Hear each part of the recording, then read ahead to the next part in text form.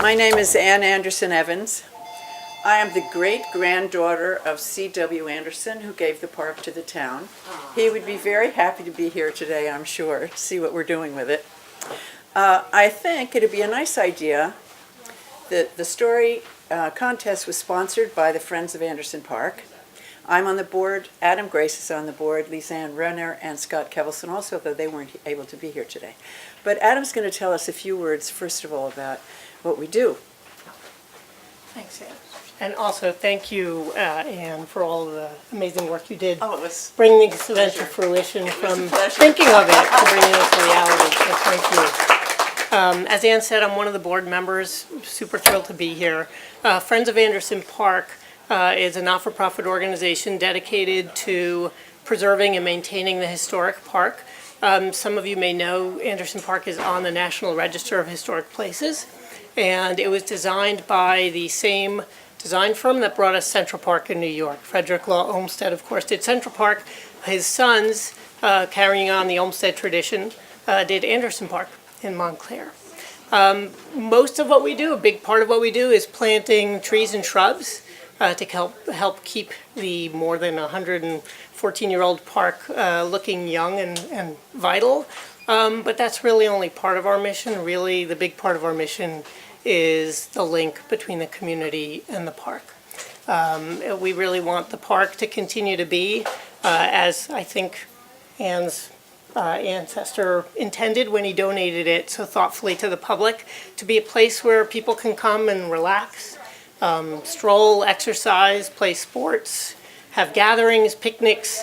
We know people have proposed to their loved ones in the park, had marriage ceremonies in the park. And we also know that the park has served as an inspiration for many artists, people who have drawn the park, painted the park, taken beautiful photos of the park, and of course, written wonderful stories about the park. And we're thrilled and honored to have had so many people create stories about Anderson Park this year for the contest. And we thank you for sharing your creativity with us. And just as we hope to keep the park serving the community, because we think the world needs public parks, we also hope that all you writers continue to write, because the world also needs stories and creativity. So thanks very much.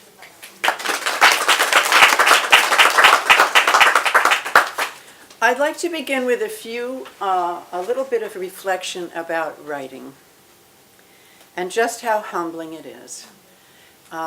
Mind you, I taught freshmen at Montclair State writing for 8 years. So I've graded lots of papers like these and have grown to love millennials, by the way. I stick up for you among my contemporaries who don't have a clue, really. So I thought, well, I'll look back at what we did, and this lovely card went out to some people. And I opened it up to look at it, and here, right here, this is only 2 paragraphs long, right? Challenge is spelled C-H-A-L-L-E-G-E. Challenge. I never noticed it. It went through Lisanne, it went through I don't know how many. How humbling is that? Really. And as a writer, I know that editors and publishers say their number one peeve is people not following directions. You're asked to write a story about the park. It's going to be such and so long. It's going to be double spaced. It's due on such and such date. And editors go crazy with people who pay no attention. We got 22 entries to this. Everyone came on time. Everyone mentioned the park. Everybody had the right format. It was perfect. They all followed directions. And I was much more impressed by that than you probably realize. I mean, some people here in the writing business, they know how important that is. I was really delighted. So, is Judy Newman here? Or Nancy Starr? No, they were going to be coming today. Those are 2 of the judges. Maybe they'll show up later on. But I have the pleasure of introducing you to Sharon Dennis Wyeth, who is one of 3 judges who worked on this. Sharon has written more than 50, is that right, children's books, which have shone a light on a lot of parts of our country, parts of our society that are often underserved, the poor, the illiterate, the African American community. And her books are beautifully conceived, beautifully illustrated. And do you have another one coming out? I just finished one, so we'll Tell us see. what the name of it is. The Love Knot, but it's still being All considered. right, put that in your head. Considered by The Love publishers. Knot. Thank you so much, Sharon. Yeah, It really thank was you. a pleasure working with you. So, the other judges were Judy Newman, who is known in Montclair as the Book Lady because she gives out books instead of candy on Halloween. And she and Nancy Starr came to us through Scholastic, which has helped us so much getting this contest together with advice and with two of the judges, Nancy Starr and Judy Newman, also known as Pepper Springfield, the author of the Calendar, what is it called? The Calendar Club series.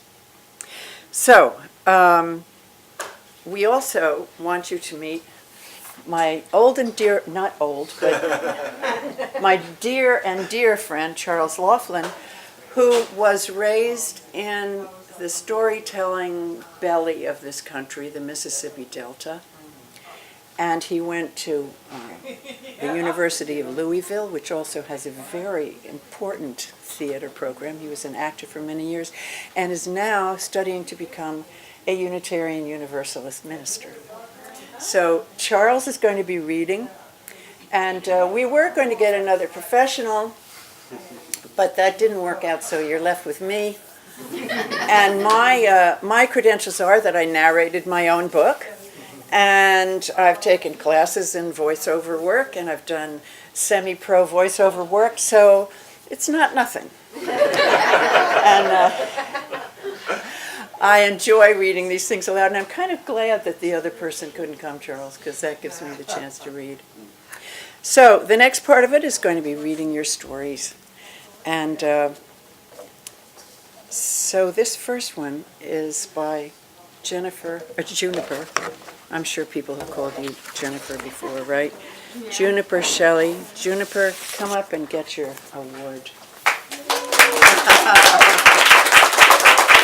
There you are.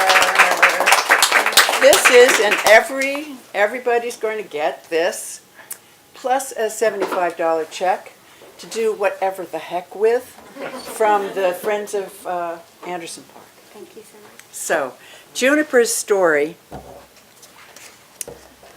is called Walking.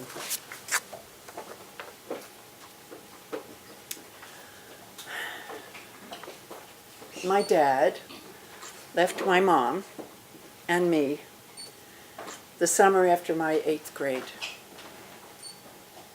And one thing I really remember from that period was shock. Once you get to 9th grade, you kind of take it for granted that your parents are going to be either together or not. More than that really was that my parents had always been super close, somehow different from other families, a team. I think that was why I was so surprised when my dad's stuff was just gone one day. The days after the divorce were dark ones. Hard to remember even. There's something life-shattering about divorce that I had never thought about before the actual shattering began. I was in such a fog that it took a while to notice the change in my mom. While I cried for days, my mom got quiet. It took only a week for the walks to start. It was obsessive, really. These walks my mom took in the park across from our house, it almost seemed to me that she was getting to know Anderson Park better than she knew me. Not quite, but almost. One day, my mom was late, leaving for her walk. "Lucy," she called up the stairs, "I'm going out." I rolled my eyes. All she ever does is go out. After a moment of quiet, I heard her voice again at the bottom of the stairs. Would you like to come? I thundered down the stairs, forgetting that I was supposed to be angry at her. Sure, I said, and I went to join her. That day we walked around Anderson Park 3 times, each loop quieter than the next. There were sounds of the yells of a dad teaching his son to catch in the middle of the grass. It was so awkward that I was surprised when my mom was waiting for me the next day after school. You ready? She asked, meeting me at the front walk. I nodded, still a little uncertain, and walked into the park beside her. How was school? She asked me. It was good. I got a 93 on the social studies test. My mom smiled. Well done, sweetie. And then she lapsed back into silence for the rest of the walk. It wasn't until I was back in my room that I wondered if maybe part of the weirdness was on me. Wondered if part of me blamed my mom for the divorce, even though my dad had told me he'd just fallen out of love. After that day, our walks through the park were never even discussed, but were simply a part of our routine. In some ways, it was nice walking through the park with my mom, but there was something weird between us. Like for a moment, we'd be getting along fine, laughing even, and the next moment, something frosty would return to my mother's tone. Even though I spent most of the time on our walks throwing insults at her in my mind, I always joined her on the walk the following day. In order to relieve the tension between my mom and me, I began thinking of questions to ask her on our walks. One November day, I asked her, "What's the best thing that ever happened to you?" She was quiet for a moment, watching a little girl in a Dora backpack walking home from school. "Having you," she finally said, "having you was the best thing that ever happened to me." And then she went quiet again. To be honest, I couldn't understand it. Why say something like that and then get quiet again? I never asked her about it, though. Maybe I was afraid to. Our first Thanksgiving without Dad went without real incident. I was with my mom's family. I wouldn't see Dad until summer. And no one even mentioned the change in our lives. Instead, we spent a week with my grandparents getting told we were too skinny, me, or that we were due to lose a few pounds, Mom. All in all, it was a relief to come home. The day after the holidays ended, I found my mom carrying the scale up from the basement. "I could do to lose a few pounds," she said, when I asked her why our walk was twice as long as usual. I nodded awkwardly, feeling that awkward was becoming a common feeling for me, and fixed my eyes on the father-son duo once again playing catch in the field. As the days slid through December, I began to notice things in the park. The squirrels grew fatter by the day. There was an elderly woman who always worked her very barky chihuahua through the park. A group of boys who rode their bikes through it on their way home from school. A father and daughter who jogged every Tuesday and Thursday. These things stayed the same, even as everything in me was changing. "You're quiet today," my now 7-pound lighter mom said right after Christmas. "Is everything okay?" I nodded. "Yeah, it's really stupid." I fixed my eyes on 2 soccer players in the middle of the field. "I had a little fight with my friend Jenna. I'm sure it's fine. Don't worry about it." "Honey," my mom said, "it's my job to worry about those things." I smiled and looked over at her. "Yeah," I said, "I guess it is." After that, things seemed a little bit better between us. We still spent a lot of our time together not saying much, but there was less tension somehow. And it seemed like my mom had started to lose that weird, clouded look in her eyes, along with the weight. Sometimes she even laughed. "Mom," I said to her one day in late January, "I need to tell you something." My mom looked away from the father-daughter joggers, a clouded look in her eyes. "What is it, Lucy?" I got asked on a date. I said, pushing the words out in a rush. I won't go if you say I can't, but I want to if it's okay. Suddenly my mom laughed. Of course it's okay, sweetie. I mean, I'd advise you against getting really serious, but one date, that's okay. She seemed flustered for a second. Just be careful, you know. Okay? I know you don't need me to tell you, but it's important that you stay safe. I nodded and was quiet. Then, just as we were heading out of the park, my mom grinned. What's his name? Is he cute? When did he ask you? I laughed, I blushed, then broke into my story, hesitantly linking my arm through my mom's.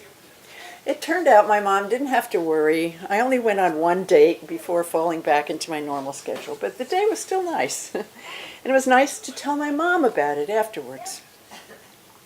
Soon it was spring. Birds were building nests in the park, and in the evenings we could hear kids yelling and playing from our house.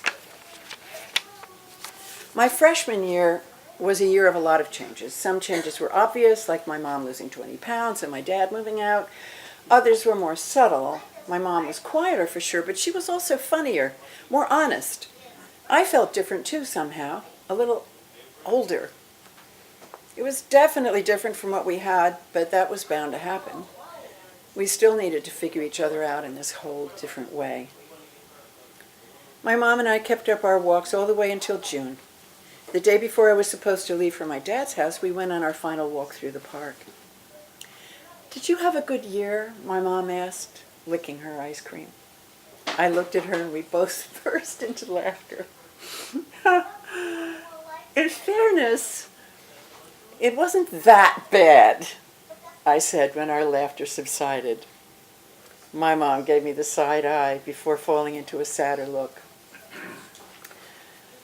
Also, she said apprehensively, I just wanted to say that I know that I kind of spaced out when your dad left.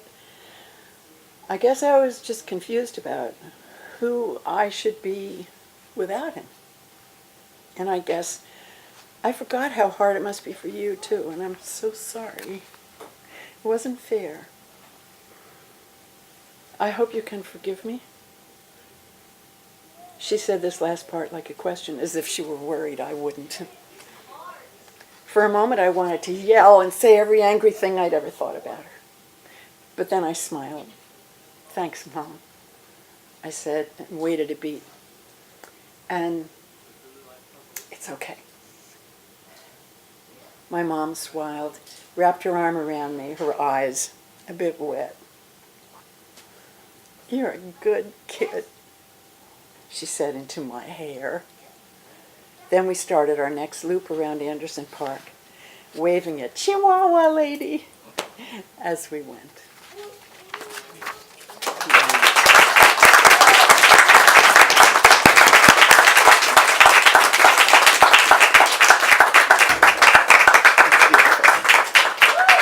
Beautiful. So, the next one is Madeline Young, and Charles is going to read, what is it called? Night in Anderson Park? What Happens After Dark, The Monsters of Anderson Park. Okay. Oh, Madeline, come up and get your reward first. Wait a minute. I get so excited about these things.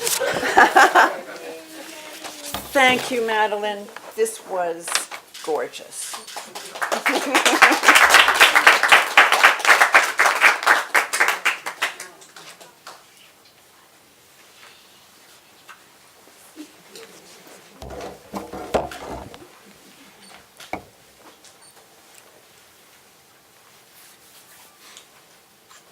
What Happens After Dark, The Monsters of Anderson Park. Once, in a town called Montclair, there lived two siblings, Jake and Liz. They loved going to the park on weekends and playing pickup soccer with their friends. One warm Saturday morning, Jake and Liz decided to take a ball to the park.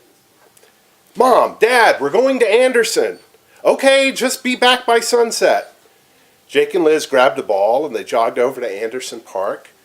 They saw two of their friends hanging in the shade under a tree. "Sup, Ty?" called Jake. "How's it going, Jazz?" Liz responded.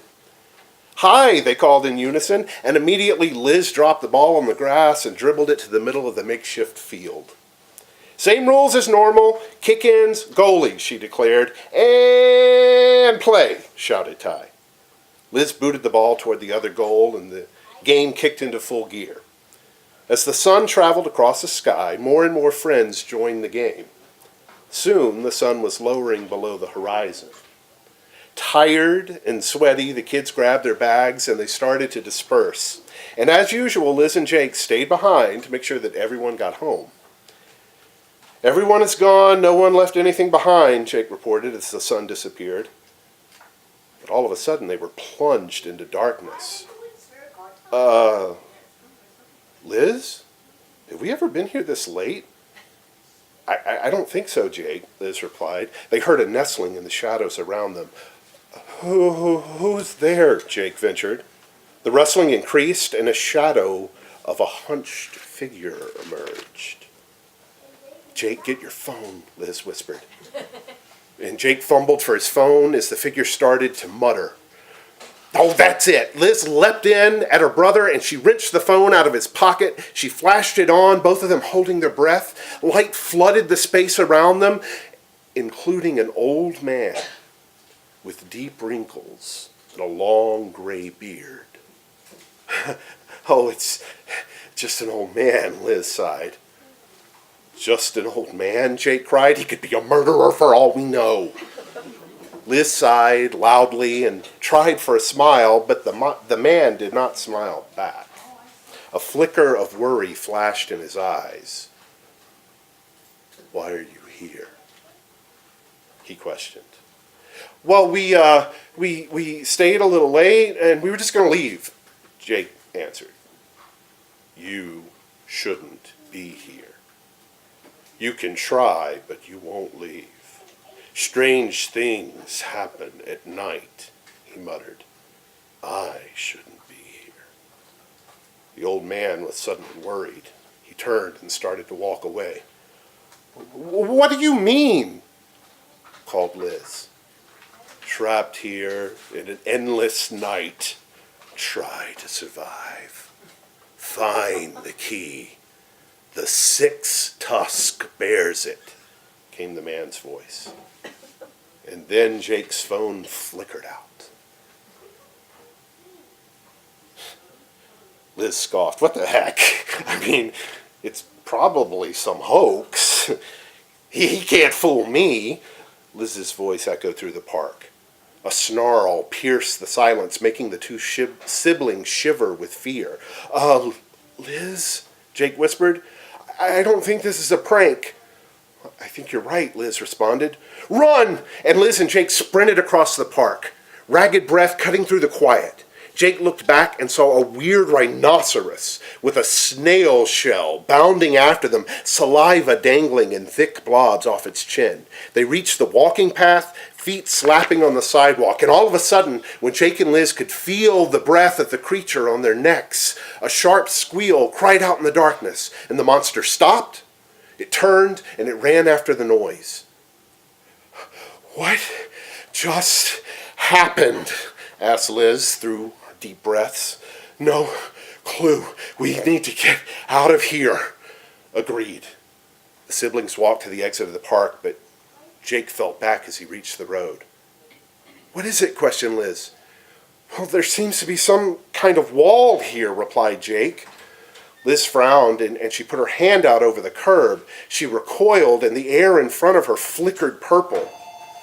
Jake looked around and above him and he saw the same purple flicker over the whole park. "We're trapped," he said. "Trapped here in an endless night. Try to survive. Find the key," Liz quoted. "The old man was trying to help us. What did he mean?" "He meant," Jake whispered, that we are stuck in Anderson Park in a night that will go on forever, almost as if time were stopped. We need to find the key to leave and survive the monsters, Liz reminded Jake. They let that sink in. Liz jolted up. Wait, there was something else the old man said. He said, the 6 tusk bears it. We have to find the monster with 6 tusks. Well, what are we waiting for? Asked Jake. Let's go monster hunting. So the 2 kids set off into the dark, daunting park, not knowing what was in store for them. Not much later, a caw pierced through the dark, and a shadow covered the siblings. They looked up, and then they exchanged a glance of fear. For the shadowy animal that was circling above them had one distinct feature: 6 sharp tusks extending from its beak. I guess this is it, gasped Jake. The monster landed next to them. It was a gorgeous, large creature with wispy but strong wings that spanned across the park. It was gold and green, and a mysterious light was glinting off the body, making patterns on the grass. It had 6 pure white tusks protruding from its mouth, and shining out in the dark was a gold key gripped in the bird's mouth. It's beautiful, exclaimed Liz.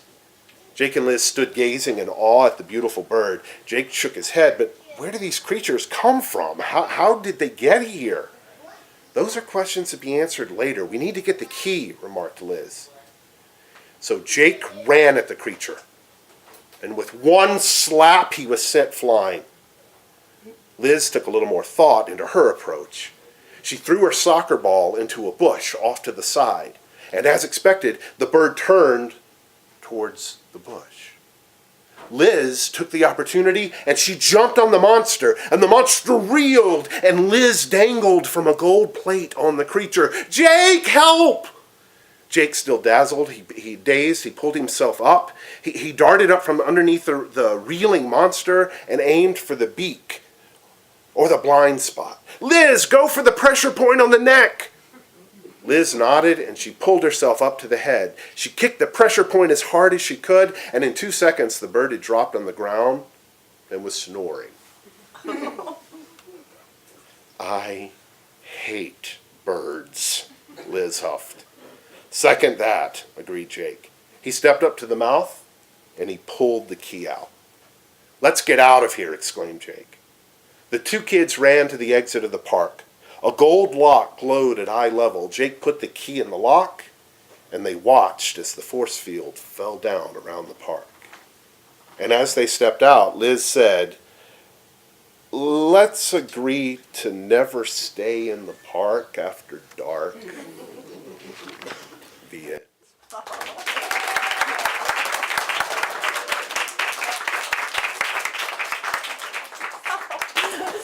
These stories improve on reading. That was great. Okay, Maxwell. There you are, Maxwell from the Hall. Congratulations. Take this, don't let me forget that. Maxwell's story is called Stand Up.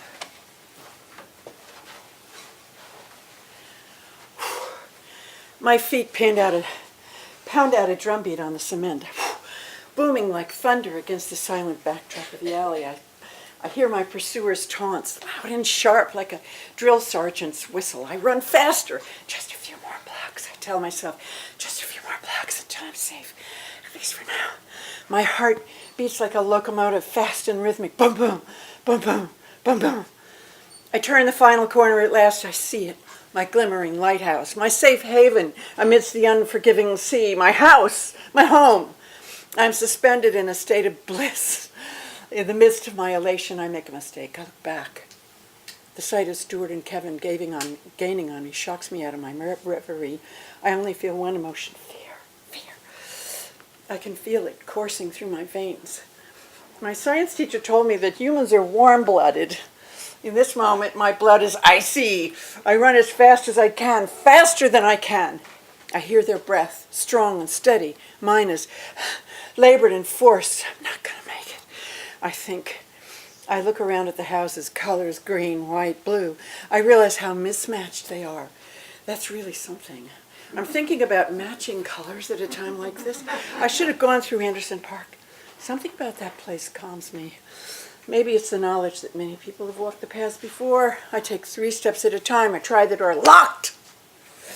I run around the wraparound porch, the back door. I try the knob. It's open. I race inside and lock the door. I breathe a sigh of relief.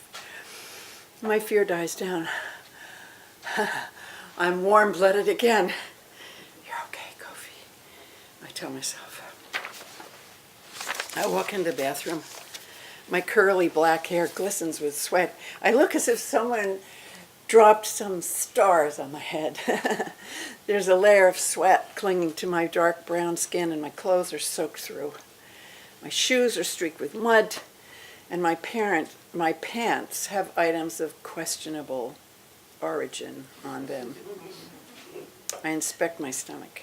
I have what my parents call baby fat. Why I still have it at 13, the world may never know. My arms are skinny, with little muscle, so it would be unfortunate if Stuart and Kevin were to catch me. I should probably take a martial arts class, maybe Brazilian Jiu-Jitsu. I've gotten pretty fast, considering all the running I've had to do from Stu and Kev, as they like to be called. I really need to lose this baby fat, though. Seriously, I'm 13, the oldest baby I know. With my self-assessment complete, I shower, change, and leave the bathroom. I walk to my room. On my bed, there's a small package. I pick it up. It's from my dad. Kwasi Agbenyefia. Inside is a book. Bullies. How to Stop Them. My dad knows me too well. He has always been able to guess what I needed, even from far away. Ever since my dad left, he's always made sure to keep in touch. I guess he figured out what was going on. I realized that since Stu and Kev started bullying me, I've been less open when I text or call my dad.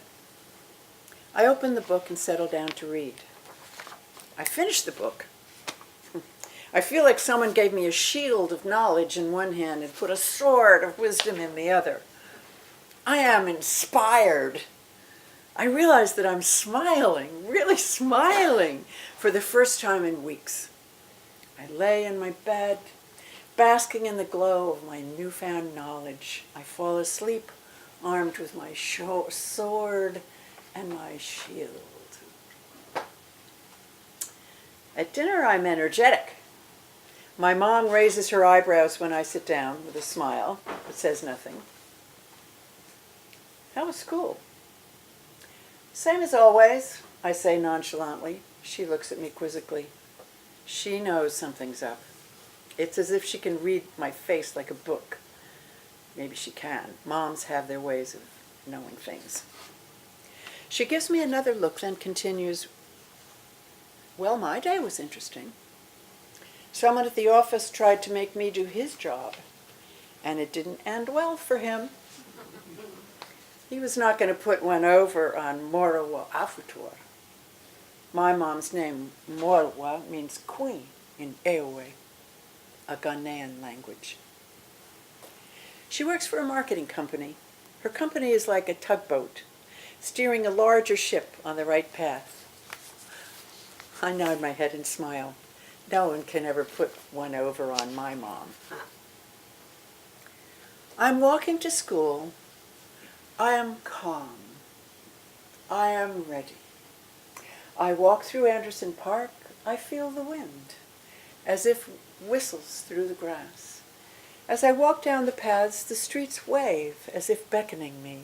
Leaves are strewn across the path, but it seems as if they were placed there meticulously, each leaf carefully selected to go in each spot. I arrive at school.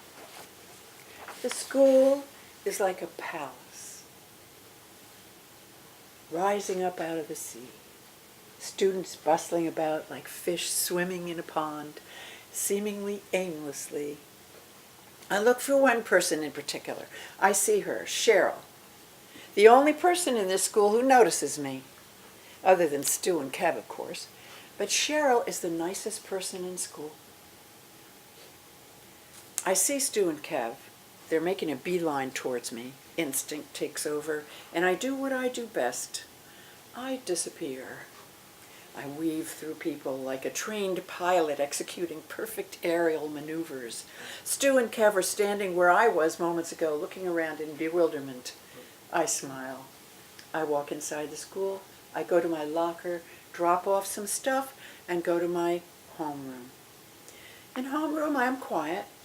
I only speak when the teacher calls my name for attendance. I remember the book. My sword and shield flicker back to life. Fueled by my renewed confidence, I walk over to Cheryl's desk. "Hi," I say shyly.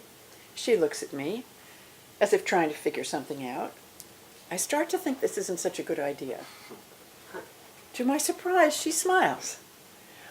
"Oh, you're the smart kid," she says, eyes lighting up with recognition. I look away, still shy. "Oh, thanks," I say, "but I prefer the term hardworking." She smiles. "I like that." I smile back. "What's your name?" she says. "Coffee," I reply. "It's Ghanaian." "Cool," she says. "You're Cheryl, right?" I ask, even though I know her name. "Yes," she says. The teacher calls for our attention. "Catch you later," Cheryl tells me. "Oh, sure," I respond, trying to sound nonchalant.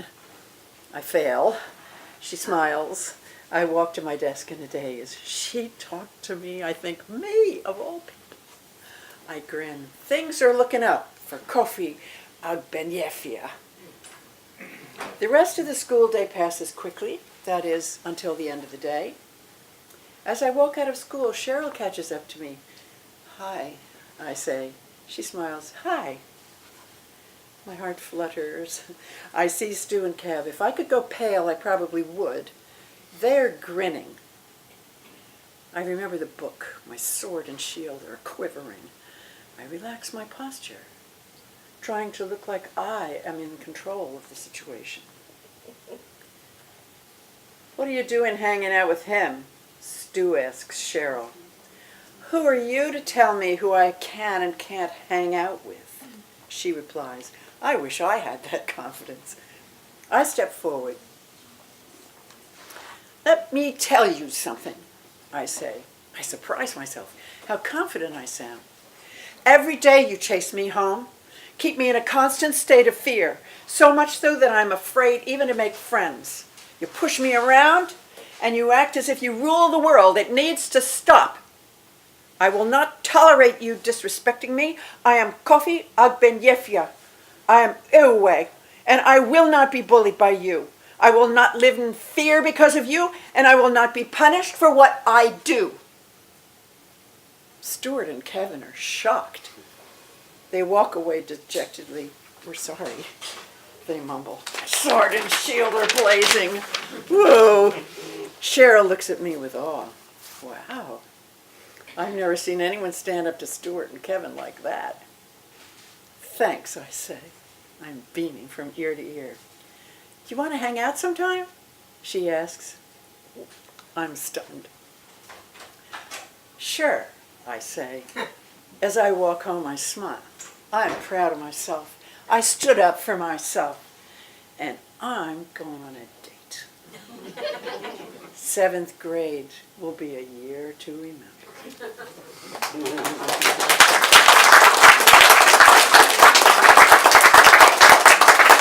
Good. This year, we have a special award, too. To Suki Grabczewski, where's Suki? Suki is over here.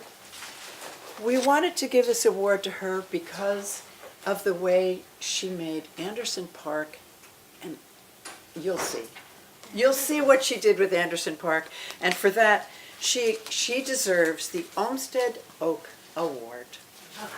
Good for you, Thank you so much. Suki. Charles? Oh, I keep forgetting to give him this. Sorry.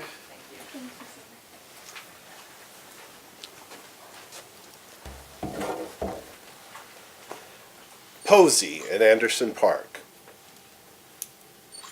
Norbert and Posey are the best of friends. I mean, it's just so simple that Norbert wouldn't be Norbert without Posey, and Posey wouldn't be Posey without Norbert.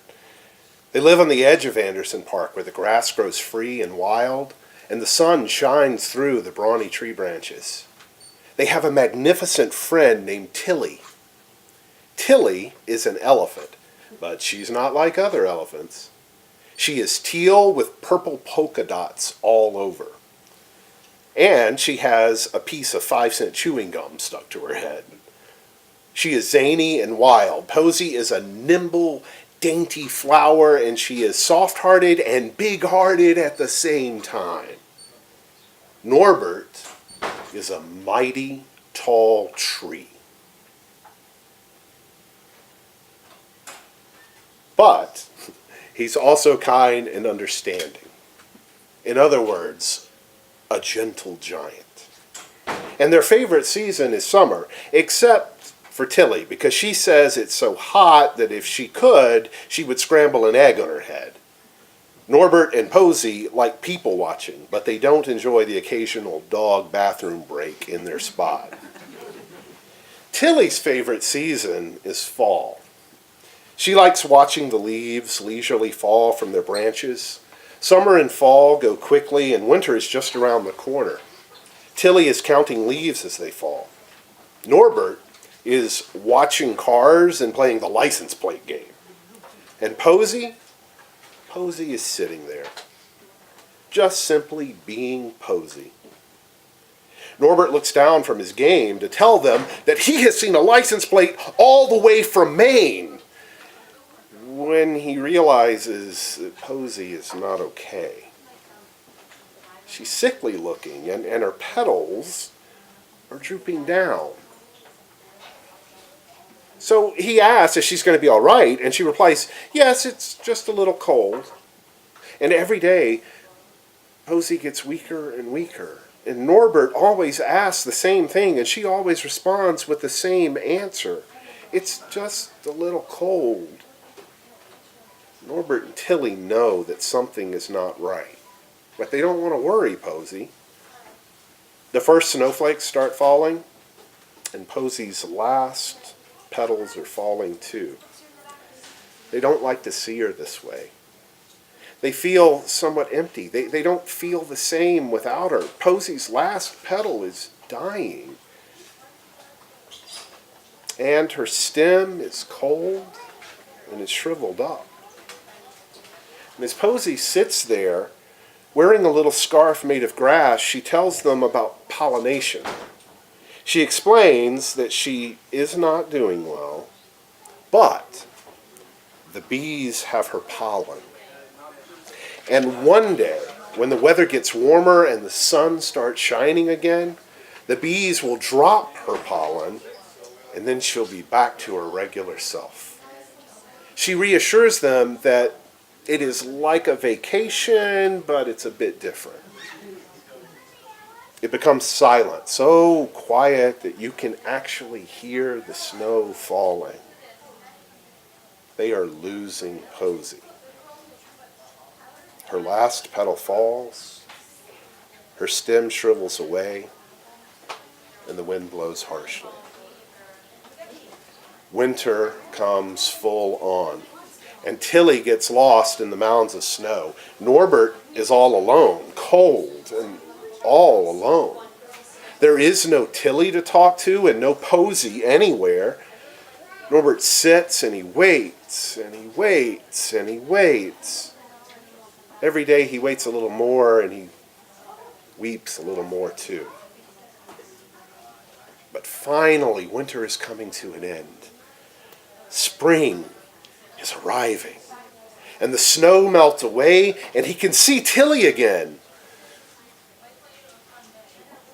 But it isn't the same without Posey.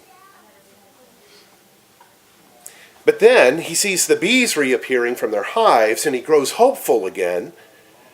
The sun is shining again. The weather's becoming more pleasant. Norbert waits and he waits for Posy. But there is no Posy. 1 week goes by, then 2, and then 3. And then it's a month and still no Posy. He's starting to lose hope again. But Norbert looks down one day into the grass where Posy used to sit, and he sees something. It's something tiny and green. It's a sprout. And he becomes fascinated by the tiny green thing, and he thinks more and more about it. The next day Norbert looks at it again, but it's still the same. And he does this for days, for weeks, and another month, and it's still the same. It's just a little bit taller. Norbert is standing like he always does, watching people walk around the park, when he hears a familiar voice. It's Posy. He looks down to see Posy looking fresher than ever, and he can't believe it. He didn't think she would come back. He and Tilly are so exhilarated that Posy is finally back. Norbert, Posy, and Tilly stand there watching the sunset. They are back to simply being Norbert, Posy, and Tilly, and just in time for their favorite season, summer, which is also Tilly's favorite season now, too. The end.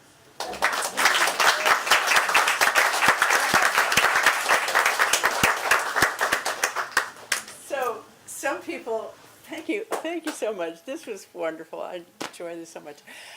Some people have arrived. So is Judy Newman and Nancy Starr? Oh, can you? Well, they're over there. They're the other two judges. I'm so glad. There, yes. Feel free to mingle with them afterwards, and to eat some cookies. I already explained the calendar club, and I don't think I talked about the Bobs and Tweet family going to scout camp, which is making me laugh. The Bobs are a very slobby, messy family, and the Tweets are a very fastidious family. And there have already been a couple of books about them. And this summer, beginning in June, when the book comes out, they're going to scout camp, and the idea just makes me laugh. And Nancy has a new book called Rules for Moving, which is an adult book. She's written a lot of children's books also, and done a lot of other things. Anyway, thank you very much. They were our judges. Sharon, Nancy, and Judy the book lady were our judges, and thank you very much. Also, are any people here who submitted stories but were not among the winners? A couple of people were going to come. Oh, there is one, but he's shy. Okay. I want to recognize, we had 22 entries. That is a lot. In the beginning, I have to tell you, people were saying, oh, kids are so busy today, these days, and they got so much to do, and blah, blah, blah, blah, blah. You'll never get a lot of people to submit. And we got 22 stories.